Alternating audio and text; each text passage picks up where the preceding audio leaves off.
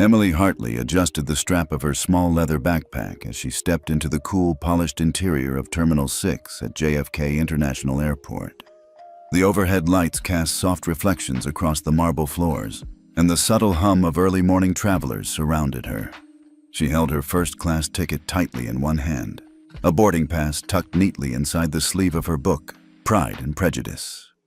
She didn't look like someone who belonged in first class, not that she cared. Dressed in a faded denim jacket, pale pink Converse, and her grandfather's old aviator watch on one wrist, Emily had always felt more at home blending in. What the flight attendant didn't know, what nobody here knew, was that she was the only grandchild of James Hartley, the late founder of Hartley Air. And more than that, thanks to her grandmother's trust, she now legally controlled 62% of the airline through the Hartley Family Trust. But none of that mattered right now. Not to the gate agent who barely glanced at her ID. Not to the woman in the Louis Vuitton trench coat who'd eyed her up and down as they stood in line. And certainly not to the flight attendant who would soon turn this ordinary boarding moment into something much uglier.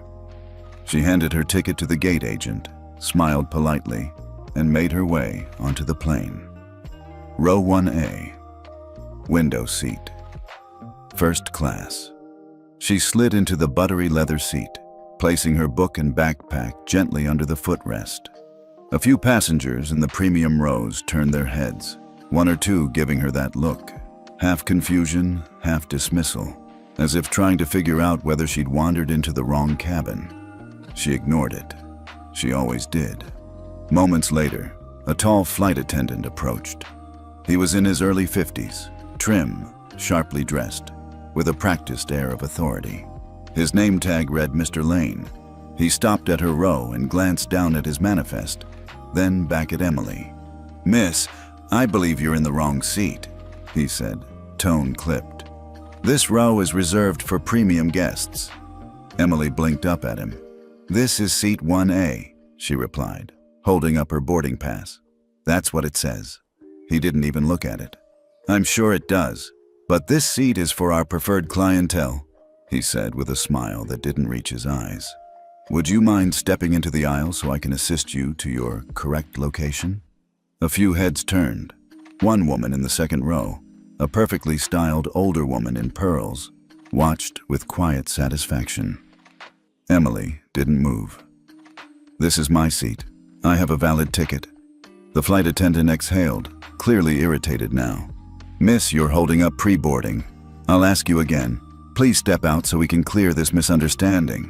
She felt the burn of eyes on her, heard the shuffle of luggage and whispers, but she didn't shout. She didn't argue. She quietly reached into her jacket and pulled out the embossed silver envelope her grandmother had given her last Christmas, an official Hartley Trust card, issued under her name and role. She was instructed to carry it only when flying and only when things went wrong.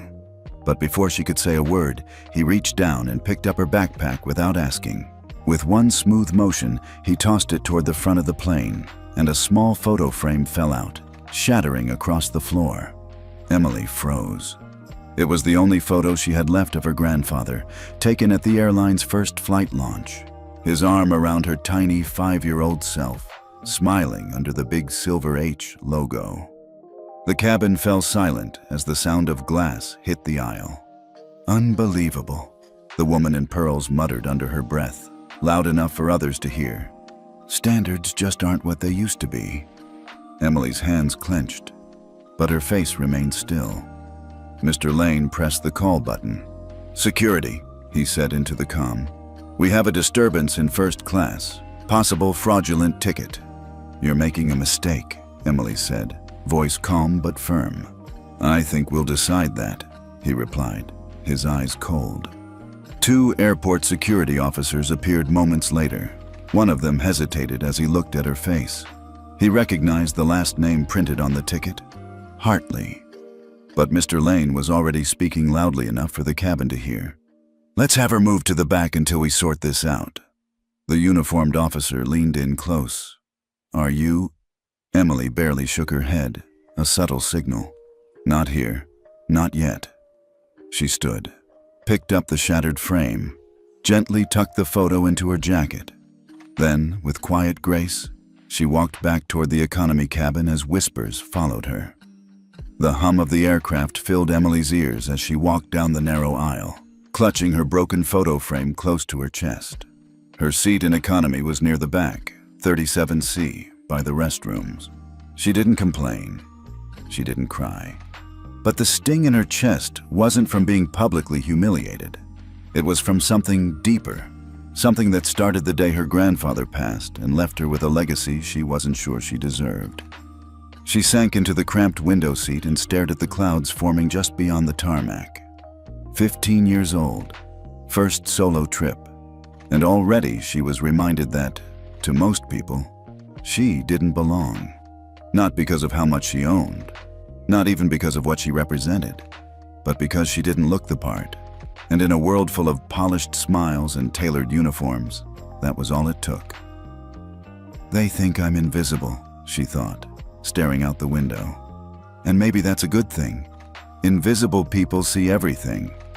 She quietly pulled out her tablet and began typing notes, not out of spite, but as her grandfather had taught her. Always document what happens when things go wrong, he used to say, because one day you'll have to teach people how to fix it. Across the cabin, Mr. Lane returned to first class, his stride confident and his tone gracious as he offered a warm smile to the white-haired woman now seated in Emily's original seat. "Thank you for your patience, Ms. Whitmore," he said, pouring her a glass of champagne. "We strive to make our elite passengers feel at home." Ms. Whitmore gave a satisfied nod. Some standards still matter. Another attendant chuckled beside them. "At least she didn't make a scene." "You handled it beautifully." Mr. Lane smirked. "Just doing my job. Can't have the wrong face in the wrong place." They all laughed. For a moment, it felt like business as usual. What they didn't know, what not a single soul on that plane realized, was that the wrong face they'd just dismissed held voting power that could fire the entire cabin crew before they even reached the next gate. Back in seat 37C, Emily watched the clouds drift by. Her fingers still shook slightly, but her mind was steady. "If I just fire him when we land, he'll never learn anything," she thought. "But if I let the system reveal itself, its patterns, its rot, then maybe this flight will mean something." She looked at the broken frame beside her. The glass was cracked, but the photo was intact. Her grandfather in his leather pilot jacket, smiling, with her 6-year-old self sitting on his shoulders, arms out like airplane wings. That photo had hung in his office until the day he died. Now, it was hers. She remembered sitting beside him in the hangar when she was 8, watching mechanics work on engines and engineers scribble formulas. Most granddaughters got fairy tales. Emily got maintenance reports and business memos. She loved every minute of it. Her grandfather had never treated her like a child. Not when it came to the airline, not when it came to the future. "You don't earn a seat in first class by birthright," he once told her. "You earn it by knowing every bolt, every blade, every name of every person who makes it fly." That's why she hadn't fought back earlier. She had nothing to prove to Mr. Lane. He didn't even know who signed his paycheck. 20 minutes into the flight, a soft chime sounded. A young flight attendant named Olivia approached Emily's row. She looked nervous, clipboard in hand. "Miss Hartley?" she asked quietly. Emily glanced up, startled. "Yes?" Olivia lowered her voice. I'm so sorry about what happened earlier. I didn't realize. I just saw your name on the manifest and, well, I grew up hearing stories about your grandfather, James Hartley, the founder." Emily looked at her closely. She was maybe in her mid-20s, dark curls pulled into a tidy bun, posture stiff with tension. "I didn't know who you were until I saw your boarding pass in the system," Olivia continued. "You shouldn't be back here. You own more of this airline than any single person alive." Emily smiled faintly. "Don't worry, I'm observing and documenting." Olivia swallowed hard. "Do you want me to tell the captain? We could correct the seating issue." Emily shook her head. "No, let it ride. Let's see how far it goes." "Okay, just if you need anything at all." "I will," Emily said. Thank you." As Olivia walked away, Emily resumed typing. This time, her notes weren't just about what had happened. They were about what had always happened. The stories other passengers had told her. The subtle ways people were shifted. The unspoken rules about who looked like they belonged. And in that moment, she decided something. She wouldn't just handle this quietly. She'd dismantle it publicly. Because first class wasn't just about a seat. It was about a system, and she happened to own 62% of it. The flight was only an hour and 20 minutes long, but for Emily Hartley, it had become a masterclass in who people thought she was, and who they thought they could get away with being. She sat quietly in her cramped economy seat, the hum of the engines barely masking the conversations around her. Passengers whispered, some casting glances her way. Others barely noticed the teenager with the cracked photo frame tucked beneath her arm. That was fine. People showed you who they were when they thought you didn't matter, especially people like Bradley Lane. Back in first class, Bradley was now holding court. He laughed loudly, charming Ms. Whitmore with stories about the decline of travel standards and how, back in the day, first class wasn't so inclusive. Emily overheard a younger steward whisper to another crew member, "Did you see the look on that girl's face? Poor thing." Bradley, still unaware who Emily was, scoffed. "She should be grateful we didn't have her escorted off. I've had to do that before, you know. People think a pretty face and a fake ticket can buy class." Emily's grip on her stylus tightened, but she said nothing. No reaction, no public confrontation, just notes. She wasn't just watching for herself now. She was watching for the dozens of passengers who had experienced this same quiet humiliation and never had the means or position to speak up. Her grandfather used to say, "True power doesn't shout. It listens. It remembers. And when the time is right, it acts." That time wasn't now. Not yet. Across the cabin, Olivia, the young attendant who had recognized Emily, kept checking the manifest on her tablet, her brow furrowed. She watched Mr. Lane pour another flute of champagne for Ms. Whitmore, then leaned down and whisper something that made the older woman chuckle. She couldn't hear it, but she saw enough of the man's lips to guess. "Let the peasant sip ginger ale." Olivia's jaw tightened. She had just started her job with Silverlight Airlines 8 months ago. It was supposed to be her big break, serving in first class, working her way up.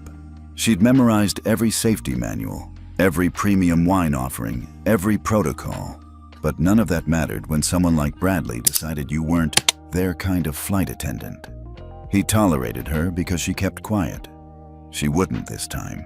She tapped into the crew-only messaging channel on her device and began flagging oddities in the seating assignments and incident logs. Quietly, carefully. Because Emily Hartley wasn't the only one watching. In the back, Emily sipped her water and opened her grandfather's old journal app, encrypted and voice-locked to her alone. The interface looked old school, but the back end was elite. She'd updated the code herself last spring. She began recording voice notes. "Hartley memo, flight 842, 10:41 a.m., departure. Flight attendant Bradley Lane reassigned my first-class seat without reason or protocol. Publicly humiliated me. Ignored my valid boarding pass. Addressed Ms. Whitmore, an elderly white passenger, as a valued client, while implying I did not belong. Multiple crew members complicit by silence." She paused, then added, "Note, this is the 5th passenger complaint I've tracked involving Bradley over the past 3 months, all involving minorities or non-traditional passengers in premium class. Pattern emerging. Systemic?" She looked at the date. April 9th, 3 weeks from the annual board vote. And she held 62% of the company. She could fire everyone on this plane with one call if she wanted to. But she wouldn't. Not yet. Because exposure only meant something if the audience was watching. And they would be. As the flight entered its cruising altitude, a turbulence warning blinked on screen. The captain made a short announcement. Nothing major, just a rough patch over the Midwest. But Bradley used it. He strutted back to economy, checked seat belts, gave Emily a fleeting glance, and smirked. "You doing okay back here?" he asked, fake concern dripping from his voice. "I hope there are no hard feelings about earlier. We just have to follow protocol." Emily looked up, expression unreadable. "You're right," she said softly. "Protocol matters." He nodded, smug, as if she'd finally accepted her place. She returned to her notes. Final straw. Lane continues to gaslight affected passengers. Displays performative concern with no actual accountability. Logged for HR and board ethics review. She was done collecting evidence.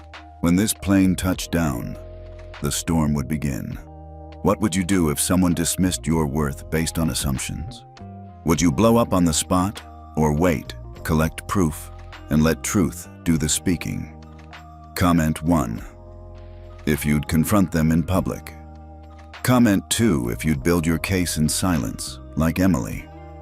Like if you believe that real power never begs to be seen. And subscribe to find out what happens when the seat they stole is the one you built. Emily sat quietly by the airport window, watching the plane she'd just been forced off taxi slowly away. Her reflection in the glass barely moved, but inside her, something was shifting, slowly but unmistakably. She didn't cry, not here, not now. Instead, she opened the small brown leather notebook she always kept tucked inside her satchel. The front page was worn from years of use, initially for doodles and diary entries when she was little. But today, it took on a new purpose. She titled the top of the next page in sharp black ink, Flight 382, Incident Log. 10:24 a.m., seated in 2A. 10:29 a.m., approached by flight attendant, Bradley W. 10:30 a.m., asked to give up seat for elderly preferred guest. 10:32 a.m., showed valid ticket, not accepted. 10:34 a.m., escorted off plane without explanation. Each entry was short, clinical, and precise. But in her head, every word echoed with more than just facts. It carried her humiliation, her disbelief, and now her calm resolve. She glanced at the gate agent's counter, where Bradley was now gesturing animatedly with another crew member. He wasn't just rude, he was arrogant, entitled, and most of all, completely unaware of who he had just dismissed as if she were invisible. If only he knew. Emily's mind returned to her grandfather, James Hartley. She remembered how, on her 11th birthday, he took her inside the hangar where the first Hartley Air aircraft had been repainted. He let her dip the brush in navy blue and mark a small curve on the tail. The horizon line, he called it. "You're not just a passenger in this world, kiddo," he'd told her. "You own your place in it.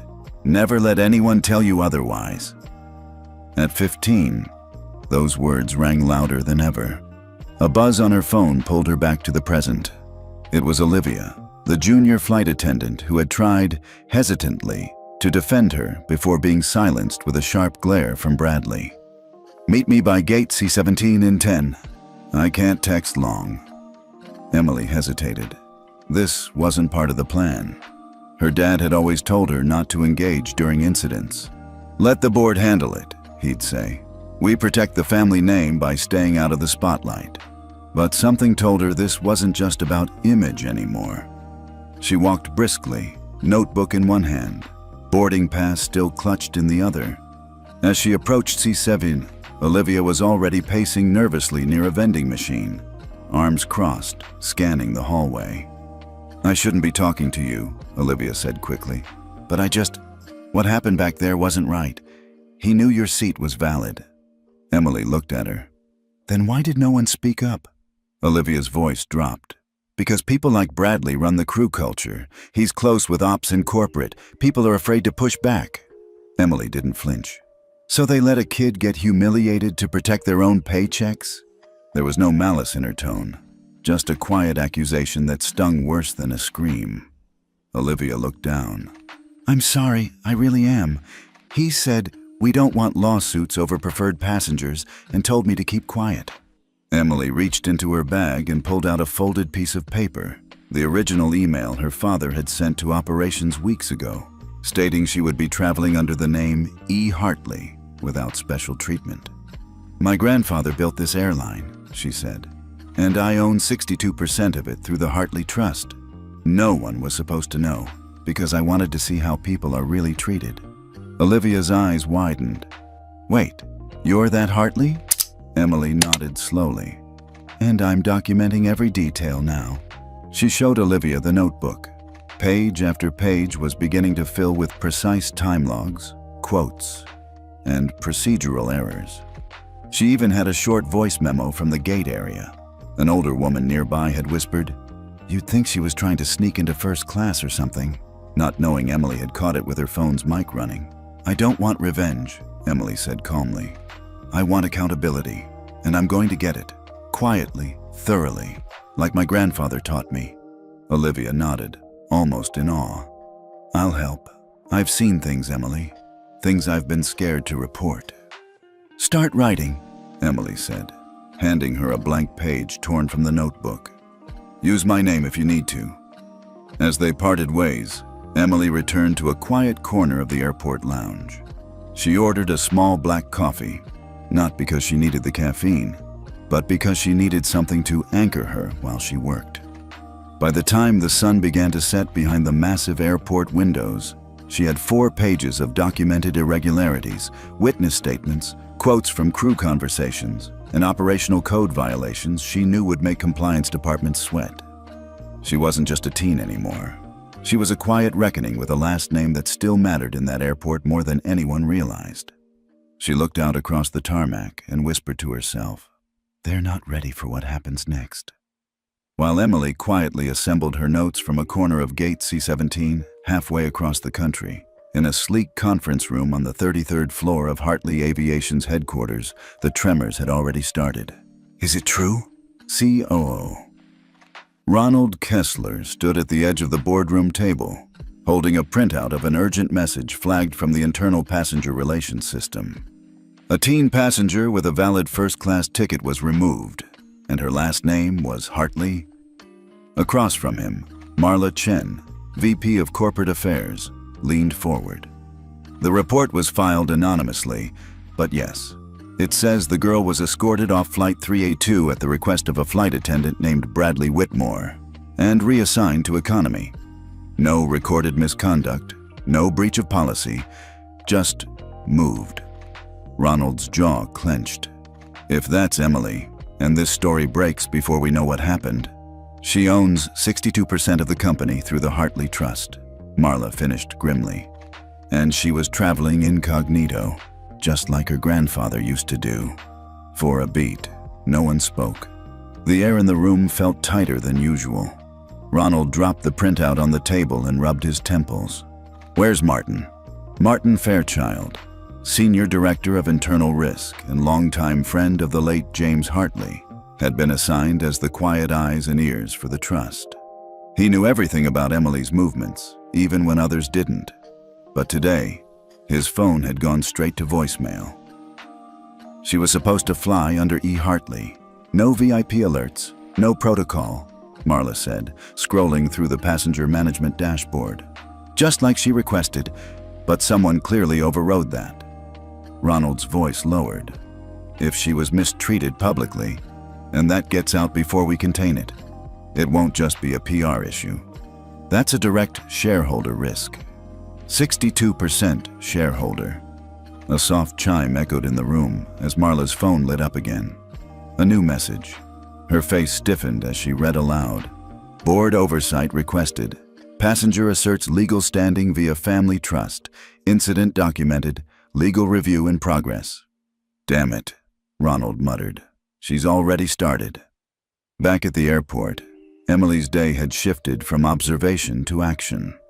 She wasn't broadcasting anything. No tweets, no press. But she had sent a secure copy of her documentation to Aunt Clara, the quiet but formidable estate attorney who had managed the Hartley Trust since Emily was born.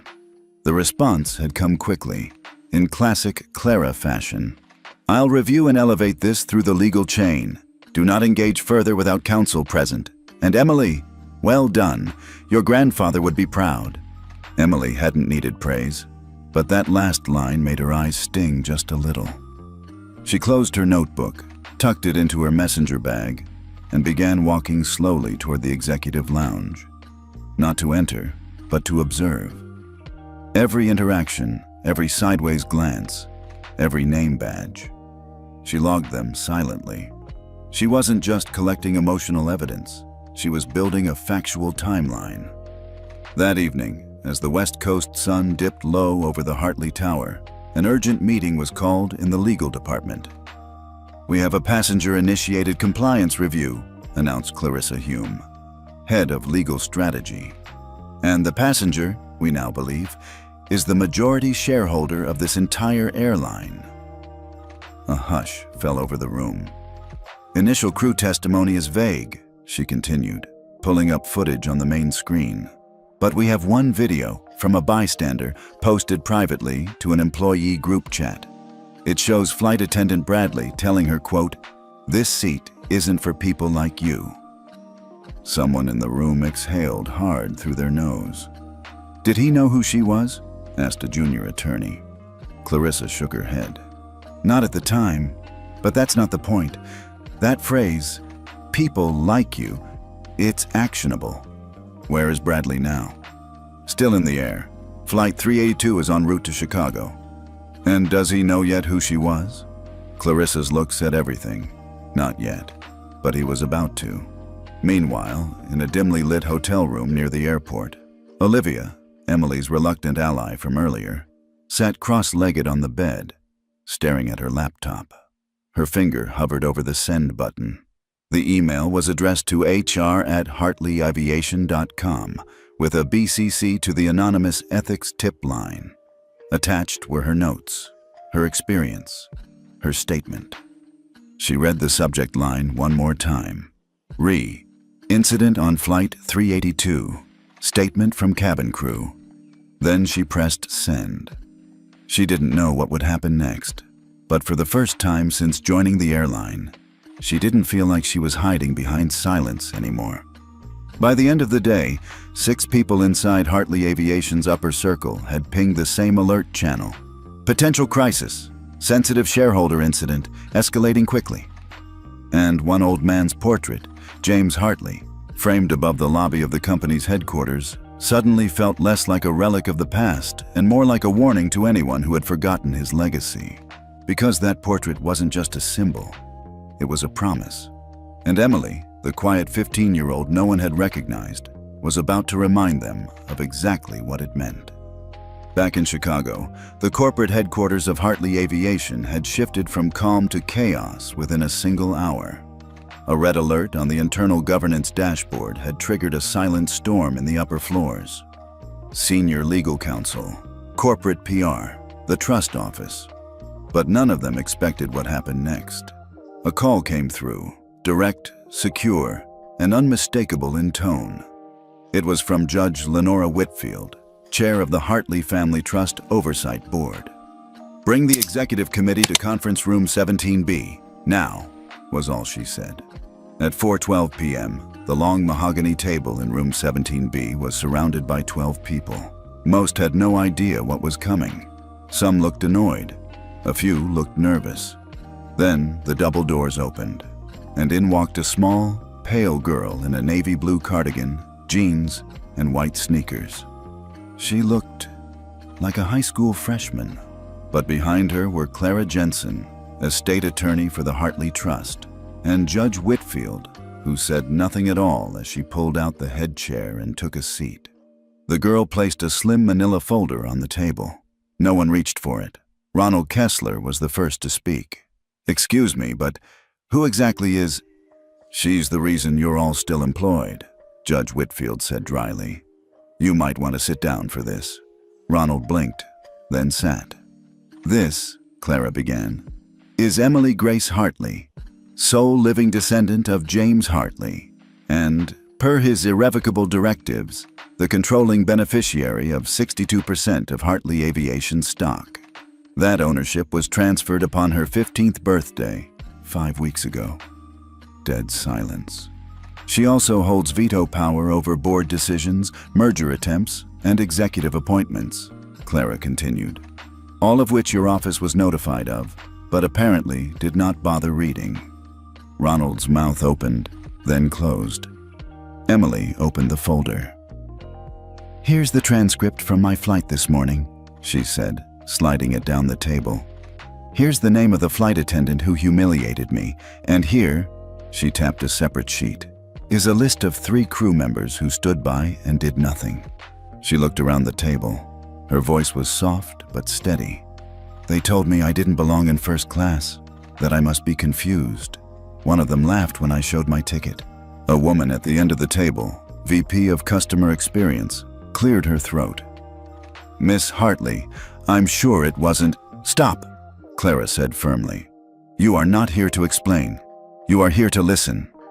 Emily nodded slightly toward her attorney in gratitude. She then took out a small object wrapped in tissue paper and placed it in the center of the table. It was a broken, antique pocket watch. "My grandfather gave me this the day before he died," she said. "It was his good luck charm on every business trip. He told me that when the time came, I'd know how to use it." Someone, maybe Ronald, shifted uncomfortably in their chair. "The crew broke it when they moved my bag. They didn't even apologize." Upstairs, in the glass-walled war room of corporate comms, the real damage began to register. One of the junior analysts had just discovered that a video from the flight had been uploaded to TikTok. Privately at first, but now leaking to Twitter and Reddit. It showed Emily calmly standing, then quietly saying, "I paid for this seat. You're making a mistake." The clip cut off before the crew responded, but the implication was explosive. And someone had tagged it. #she owns the Airline. Back in 17B, the mood had shifted entirely. Judge Whitfield stood. "This company has just violated every ethical standard your founder lived by. You've embarrassed the Hartley legacy, and you've proven, frankly, that James Hartley was right to bypass the board and entrust the company to his granddaughter instead." Ronald looked like he might faint. "Effective immediately," Clara said. "The trust office is exercising its emergency authority. The following steps will be taken. 1. Crew member Bradley Whitmore is suspended without pay pending full investigation. 2. All security and cabin audio from Flight 382 is to be reviewed by the Trust's legal team. 3. Every executive present will file a personal statement of accountability within 24 hours. Emily added, "And I want a written apology. Not just to me. To every passenger in economy who watched it happen and thought, if they'll treat her that way, what chance do I have?" Silence again. Then Judge Whitfield said, "Meeting adjourned." As they left the room, Clara turned to Emily. "You handled that with more composure than most CEOs twice your age." Emily gave a small smile. "I just remembered what Grandpa used to say." "What's that?" Emily looked out over the tarmac from the 33rd floor window. "You don't raise your voice when you own the building. You just bring the receipts." The next morning, a quiet storm began brewing at Hartley Aviation headquarters. The headlines hadn't hit yet. The videos hadn't gone viral. But inside the company's internal systems, red flags were popping up like wildfire. Emily Hartley sat at the far end of the executive conference room, not the grand 17B room from the day before, but a smaller, more focused space inside the Office of Operations. She was dressed simply again, her long hair pulled back in a low ponytail, holding a mug of chamomile tea. To anyone else, she might have looked like someone's intern. No one would have guessed she held 62% of the company. Except this time, they knew. Across from her sat Marcus Thorne, Chief Operating Officer of Hartley Aviation. His face was pale, his collar slightly wilted. Next to him was Ava Rutherford, Head of PR and Crisis Management, tapping her pen nervously against a legal pad. "Miss Hartley," Marcus began, clearing his throat. "We've identified all crew members from Flight 382. The lead flight attendant, Bradley Whitmore, has been placed on administrative leave pending review. The other 2 have been—" "No," Emily said, her voice calm. "They're not on leave. They're fired." Ava leaned forward. I understand your frustration, but if we follow proper internal protocol— This isn't frustration, Emily interrupted. It's accountability. You don't humiliate a paying passenger, especially not one who owns the airline, and expect a memo to fix it. Marcus exhaled slowly. I agree with the sentiment, but the union may challenge it. Emily raised an eyebrow. Let them. She slid a slim folder across the table. Inside were signed affidavits from 6 passengers on that flight, passengers who had watched the entire incident unfold. 3 had already posted online. 1 was a school teacher from Michigan. Another, a retired Air Force colonel. The third, a woman named Deshauna Ellis, was already a minor TikTok celebrity. Her video, #ThatWasTheOwner, had crossed 400K views overnight. By noon, it would pass 1 million. Emily turned toward Ava. What's our media position? We're in damage control mode, Ava admitted. Local news has picked up the story. 2 major outlets are reaching out for comment. So far, we've kept your name out of it. Why? Emily asked. Ava blinked. Because you're 15. Emily smiled thinly. Exactly. And if the world finds out that a 15-year-old owns the airline and still got kicked out of first class, tell me again how that makes us look? The room fell silent. I want a press statement on my terms, Emily said. Not spin, not legalese. A real one. From me. The statement went live at 2:13 p.m. Yesterday, I was removed from my assigned seat in first class. Not because of a mistake, but because of a perception that I didn't belong. The irony is, I belong more than most. I am the sole grandchild of James Hartley, the founder of Hartley Aviation, and I hold 62% of its shares. But this isn't about me. It's about what our company chooses to stand for. Every passenger, no matter their age, appearance, or background, deserves dignity. Effective immediately, I've directed terminations and begun a full review of training protocols, because silence would be easier, but silence isn't leadership. Within 30 minutes, CNN picked it up. By 6:00 p.m., Emily's name trended globally. At the same time, inside the airline's operations center, a deeper audit was underway. Marcus, now fully aligned with Emily, had assembled a task force to investigate discrimination complaints filed over the past 12 months. The numbers were staggering. Over 200 unresolved claims, nearly 80% filed by passengers with non-traditional names, nearly all dismissed by middle management. Emily reviewed each personally. By dinner time, she had a red-marked spreadsheet spread across her grandfather's old desk. This isn't isolated, she murmured. This is cultural. And she wasn't wrong. At 8:45 p.m., a low-level HR assistant named Joel Ramirez sent an anonymous email to the trust office. Attached were internal memos, ones he wasn't supposed to have. One outlined an unofficial courtesy placement program, which routinely bumped elderly white passengers into premium seating at the expense of others. At 9:15 p.m., Emily made one more call to a woman named Barbara Lansing. Barbara had been her grandfather's most trusted diversity officer before retiring 2 years earlier. When she picked up, her voice was warm, scratchy, and unmistakably no nonsense. I've been watching the news, Barbara said. I need help, Emily replied. Then you called the right old lady. By midnight, Bradley Whitmore's termination had been finalized. The last sentence on the termination notice read, Your conduct on Flight 382 was not only unbecoming of this airline, it was an insult to its legacy. Emily went to bed that night with the pocket watch repaired and back on her nightstand. Ticking again, but this time the hands were hers to move.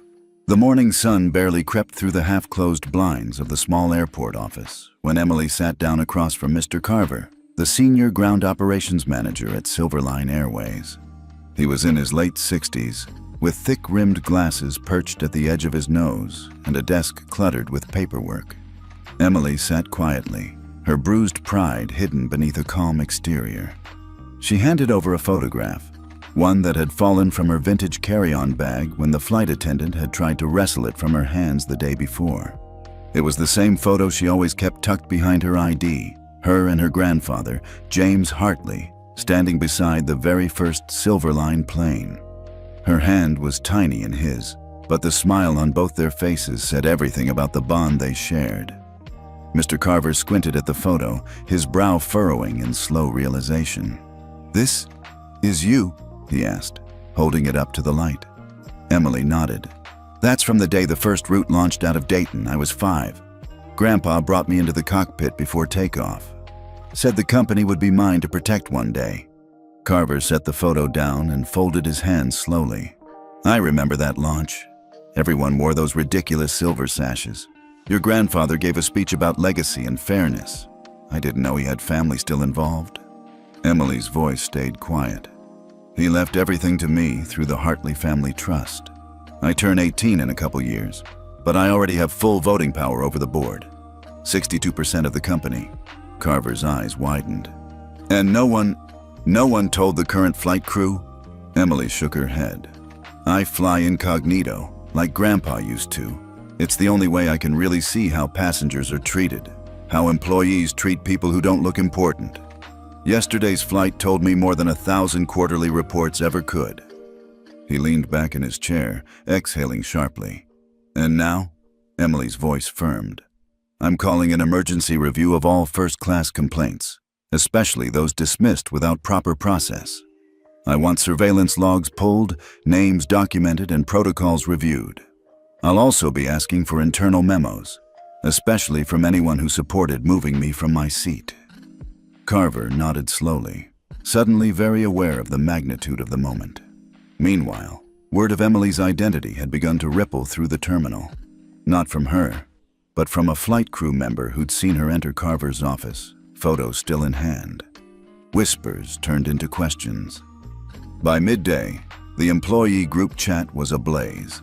Screenshots of the old photo, matched with an article from a 2010 Silverline Anniversary magazine, had gone viral. By 3 p.m., the terminal manager called Emily with a quiet urgency. "You need to see this," she said. In the staff meeting room, a monitor showed a live social media feed. A passenger who'd witnessed the incident had posted a clip of the confrontation from the gate area. It showed the flight attendant confronting Emily, the woman asking for the teen's seat, and Emily holding up her ticket calmly. "I paid for this seat," she said in the video, her voice clear but never raised. "Please don't touch my bag." The post had over 300,000 views already. Another video followed, showing the plane being delayed due to a crew issue, then the entire flight being rescheduled. The airline had issued a vague apology, but comments were pouring in. This girl had every right to sit there. Why is a teen being treated like this? And then someone connected the dots. Wait, is this the Hartley granddaughter? Hashtags were trending by sunset. Hashtag she owns 62%. Hashtag Hartley legacy. First class truth. Emily sat in the break room watching the live surge with quiet restraint. She hadn't asked for this. She never wanted to go viral, but the moment had arrived. Carver came in and offered her a steaming mug of tea. "There's gonna be blowback," he warned. Emily nodded. "I'm ready. Grandpa said legacy only matters if it helps people, so I'll make sure it does."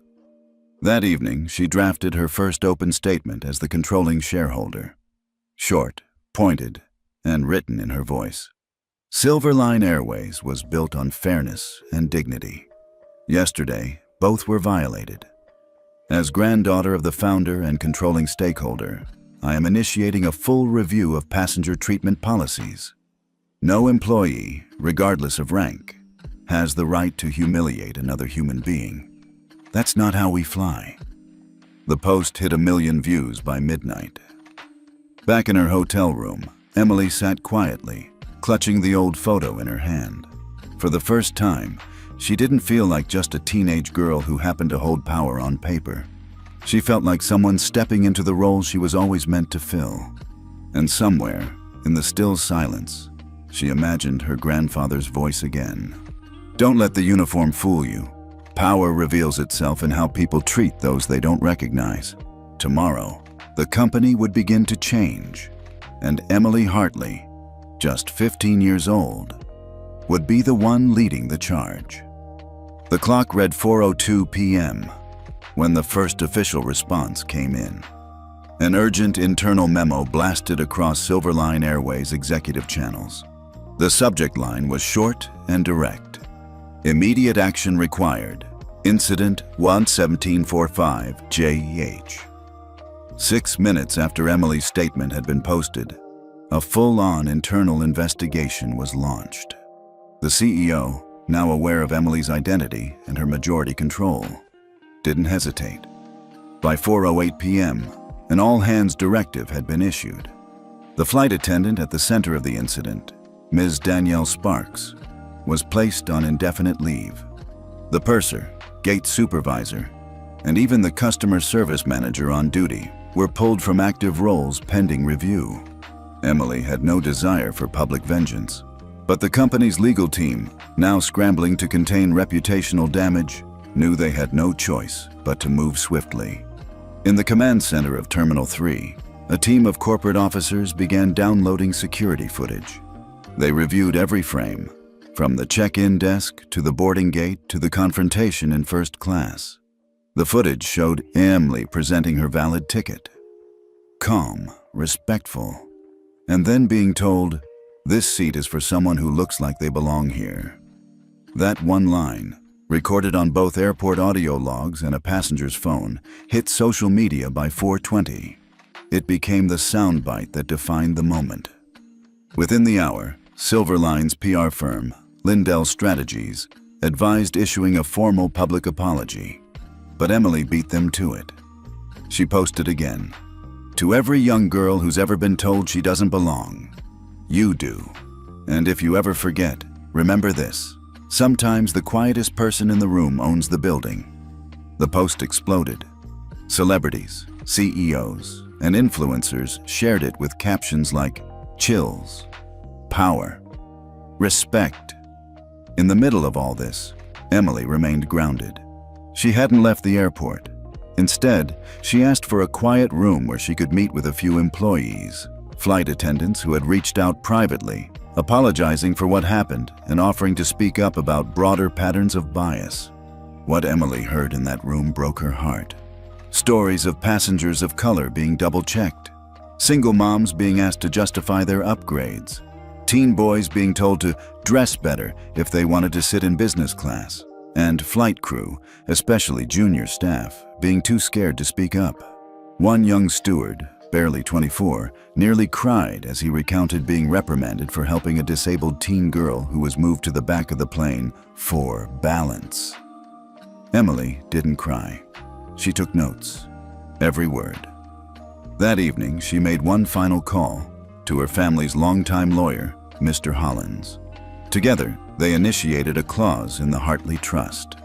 When patterns of systemic mistreatment are proven within the company, the majority stakeholder may activate a special intervention protocol. That protocol?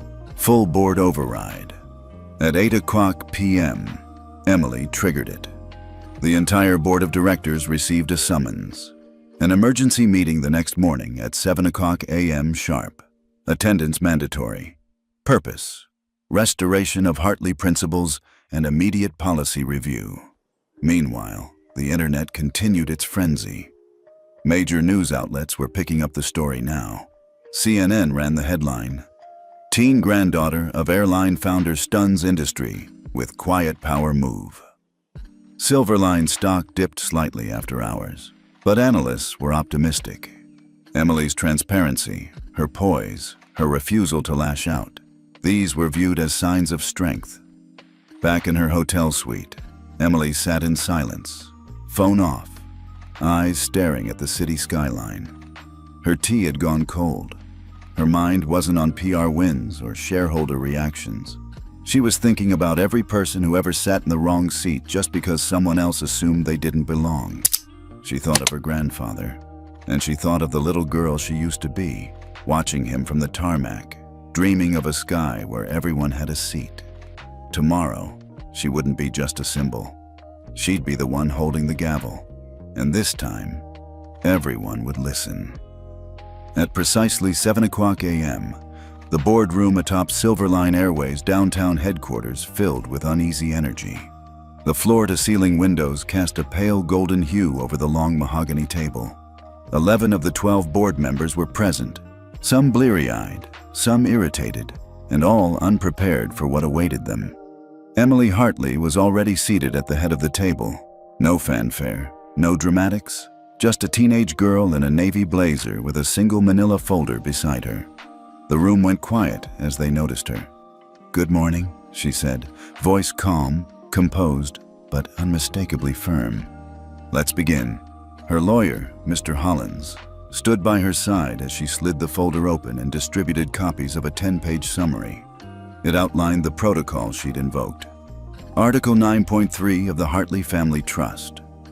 When ethical violations are proven to cause measurable harm to passengers or employees, the Trust's controlling party may override standard governance for corrective action.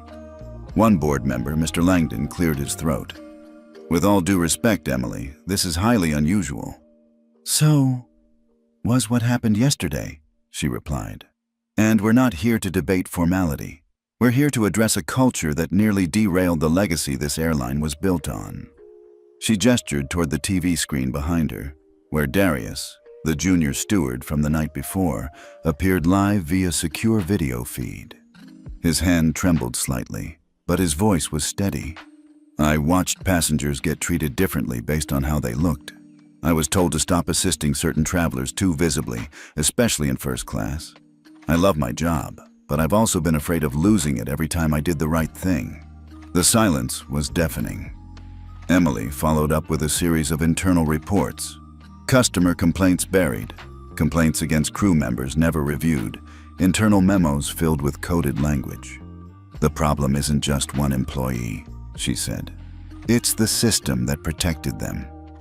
Ms. Blake, the longest-serving board member and a personal friend of her grandfather, finally spoke.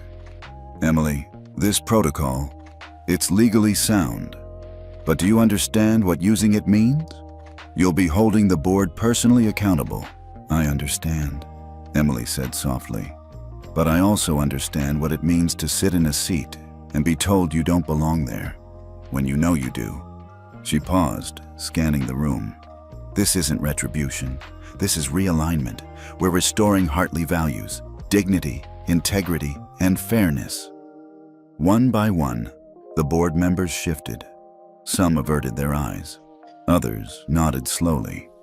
No one objected when she outlined the next steps. Independent ethics review of all active crew and supervisors. Public acknowledgement and apology from the board. Restatement of the Hartley Inclusion Charter, signed by every employee, from C-suite to ground crew. Immediate retraining for all customer-facing roles. A new advisory panel chaired by Emily herself, with quarterly reporting to stakeholders. Langdon spoke again, this time with resignation. "We underestimated you." "You underestimated what quiet leadership looks like," she corrected. The vote was held at 7:47 a.m. The board voted unanimously to enact all 5 measures. By 8 a.m., press briefings were prepared. Emily would make a statement by noon. But for now, she sat alone for a moment longer. The morning sun crept further across the conference table. The Hartley legacy had not just been preserved, it had been reclaimed, and its next chapter had just begun. The sun had barely crested the horizon when Silverline's top executives began arriving at headquarters, eyes bleary, nerves tight. A few shuffled in, still processing the headline that dominated the morning news. 15-year-old granddaughter of airline founder orders emergency board meeting. The boardroom on the 40th floor, normally pristine and orderly, was now charged with tension.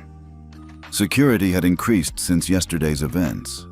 All board members had been told their attendance was non-negotiable. The summons had come through a rarely used clause in the Hartley Trust. One most assumed was ceremonial. Until now. Emily sat at the head of the long mahogany table. No blazer, no makeup, no advisors whispering in her ear. Just her notes, and the unshakable clarity that something had to change. Behind her hung a photo of her grandfather, James Hartley, beaming next to the first Silverline jet. One by one, the members filed in, some curious, others defensive. Mr. Lewiston, head of investor relations, was already flipping through his printed agenda. Ms. Park, chief operations officer, gave Emily a respectful nod as she took her seat. And finally, Vincent Hale, current board chairman, entered briskly with 2 lawyers in tow. He gave Emily a tight smile. "Let's make this quick," he said, setting down his leather portfolio. "We have a company to run." Emily met his gaze calmly. "Then let's get started." She didn't begin with legal jargon or preamble. She started with a story. "Last night, I sat with 5 employees of this airline. They shared things I can't unhear, stories of mistreatment, silent retaliation, and being too afraid to speak up. And what broke my heart most was that none of them were surprised by what happened to me. They'd seen it before." She paused, letting the silence settle. "This company carries my family's name. It was built on the idea that anyone, no matter how they look, deserves dignity and a fair shot at the sky. Somewhere along the way, that got lost. And today, we're going to talk about how to fix it." Mr. Hale raised an eyebrow. "With all due respect, Miss Hartley, this board follows procedure. You can't just declare a takeover because your seat was misassigned." "This isn't about a seat," Emily replied sharply. "It's about what the seat symbolized and the pattern it revealed." She tapped the folder in front of her. Darius, a young data analyst and one of her few trusted allies inside corporate, had spent the night pulling flight complaint records. Here are 376 complaints flagged in the last 14 months that mention discriminatory behavior. Only 12 resulted in any disciplinary action. We average more complaints from non-white passengers than our competitors by 42%. Ms. Park leaned forward, visibly concerned. "Why didn't we see this in our compliance reviews?" "Because someone filtered them out before they reached your desk," Emily said, handing her a flash drive. "Cross-check this with your logs. You'll find the gaps." She stood up now, walking slowly around the room. "You want to talk procedure? Let's talk about the one my grandfather wrote into the trust when I was 3 years old. The clause that says if the board fails to uphold the founding values of Silverline, the majority stakeholder has the right to intervene. I hold 62% of this company, and today I'm exercising that right." A stunned hush fell over the room. Even Hale's lawyers looked unsettled. "Effective immediately," Emily continued, "I'm placing the following actions into motion. Suspension of current first-class seating protocol until a full review of bias implications is completed. Immediate reinstatement of all employees who filed whistleblower complaints and were terminated or demoted without due process. Independent third-party audit of Silverline's training, passenger services, and internal disciplinary processes. And a full vote on restructuring this board with fresh appointments from outside the usual circles, people who reflect the diversity of our passengers." Mr. Hale laughed, but it rang hollow. "You think the shareholders will stand for this?" Emily turned toward the windows, where cameras from the press were already zoomed in from helicopters circling the tower. "They already are." She clicked the remote on the table. Screens around the room lit up, showing a live stream of the front steps of Silverline HQ. A crowd had gathered. Former employees, advocacy groups, influencers, reporters, all holding signs that read things like "She belongs in first class" and "Fix the skies." "Public trust is currency," Emily said softly, "and right now we're broke. You don't fix that with PR, you fix it with integrity." The vote wasn't immediate. There were arguments, legal consultations, procedural stalls. But within the hour, the tide turned. Ms. Park, visibly shaken by the data, voted in favor of the reforms. Mr. Lewiston, after a quiet phone call with key shareholders, voted yes.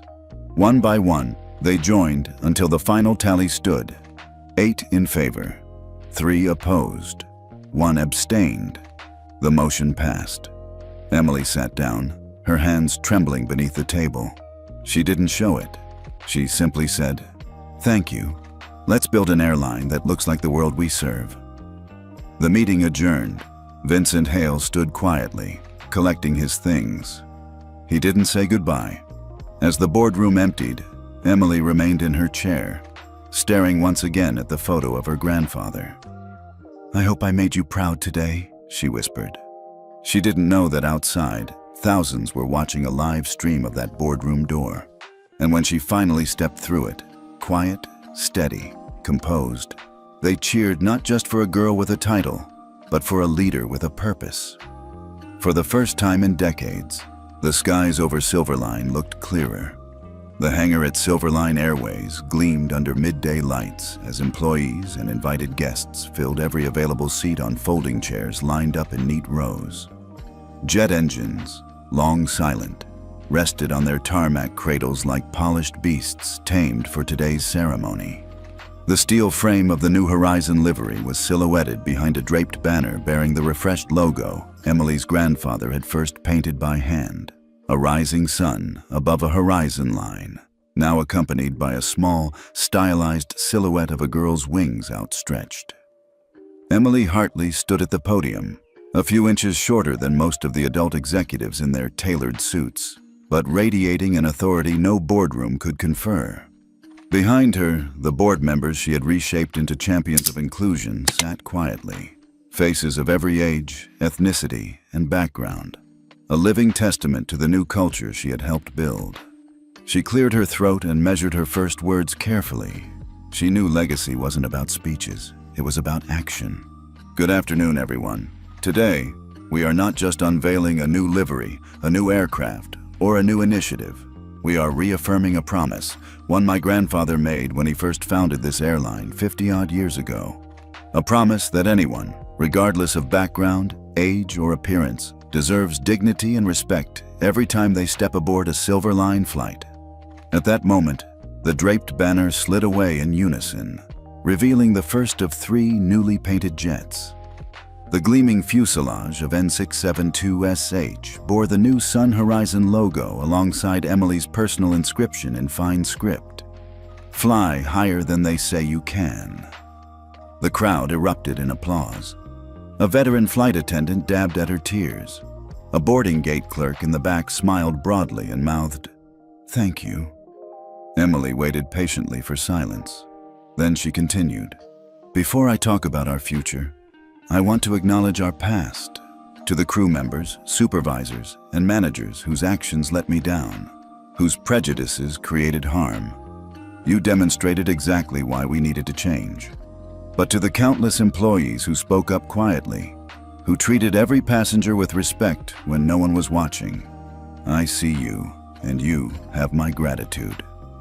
A gentle murmur of agreement rose from the crowd. The best performers are rarely the loudest. Today, I'm proud to announce 2 initiatives that will carry this promise forward. She stepped aside, and banners on easels were revealed. 1.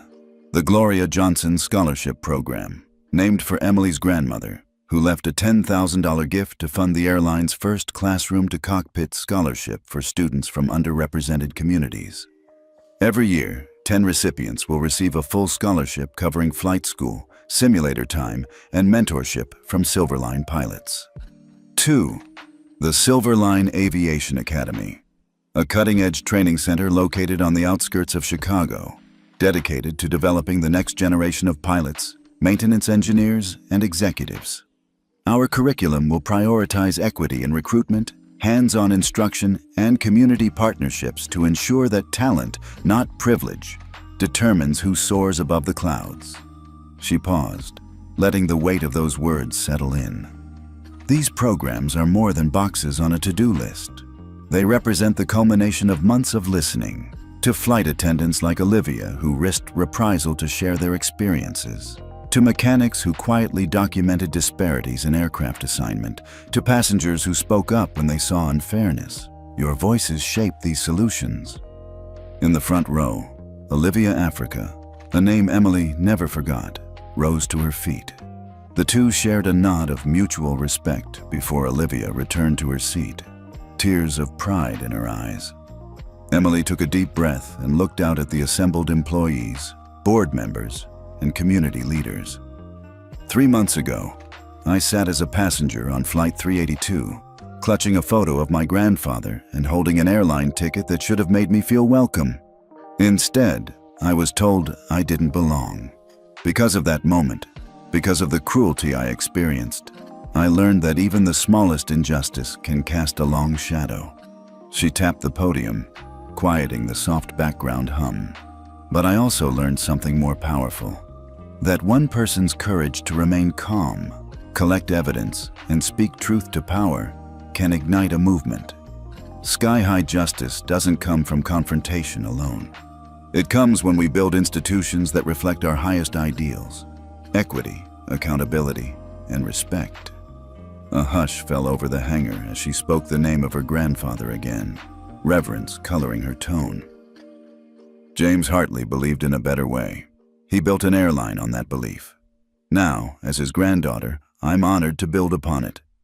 Every time we board a plane with a smile, every time we help someone who feels invisible, every time we choose to see the person rather than the passenger, we honor that legacy.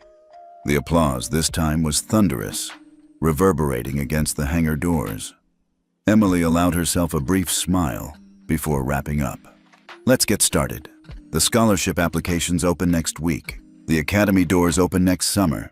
And starting today, every single Silver Line employee, no matter their role or title, will take the Hartley Oath of Inclusion, pledging to protect every passenger's dignity. Together, we will prove that a legacy isn't about who you are, it's about how you treat others. She stepped back as the first jet's engines roared to life, a salute from the machine her grandfather had once dreamed of building. The crowd erupted again, and employees streamed forward to take photos, shake her hand, and whisper a simple, heartfelt message. Thank you, Miss Hartley. Later that evening, Emily found herself once more in a first-class cabin. This time, her seat 1A belonged to her in every sense. The flight attendant approached with a polite smile. Welcome aboard, Miss Hartley. Can I get you anything to drink? Emily smiled back, the old photograph of her grandfather safely tucked in her handbag, now fully restored. She settled into her seat, watching the runway lights blur by as the plane lifted into the night sky. Below her, the city lights of Chicago faded into a blanket of stars. She closed her eyes for a moment and whispered, "Fly higher than they say you can." And from somewhere above, she felt her grandfather's gentle presence, proud and unshakable, because the sky he once dreamed of belonged to everyone at last. Later that evening, as the last of the guests filtered out of the hangar and the newly christened jet slid into its nighttime slumber, Emily found herself alone beside the polished fuselage. The soft glow of the hangar lights traced the curve of the wing, and for a moment she let herself simply listen to the hum of distant engines, the faint clatter of closing doors, even her own heartbeat. She reached into her pocket and pulled out the restored photograph of her grandfather, now tucked into a slim leather case. She traced his smiling face with her fingertip and whispered, "We did it, Grandpa." Then she set the photo gently on the wing strut, as if offering it back to the sky itself. Behind her, footsteps echoed. It was Olivia, the young flight attendant who'd first stood up for her on that fateful morning. "I came to say thank you," Olivia said softly, her voice thick with emotion, "for showing me, and everyone else, that one voice whispered at the right time can change everything." Emily smiled, sliding the photo back into her pocket. "Thank you for speaking up too. This isn't just my victory, it's ours. Every person who refused to stay silent helped us build a better airline." They stood in companionable silence, 2 generations joined by a shared purpose. Outside, the tarmac stretched away into the darkness, but here, in this quiet moment at the edge of the world, they both felt, for the first time, that the sky belonged to everyone, and that truly, nothing could ever take it away again.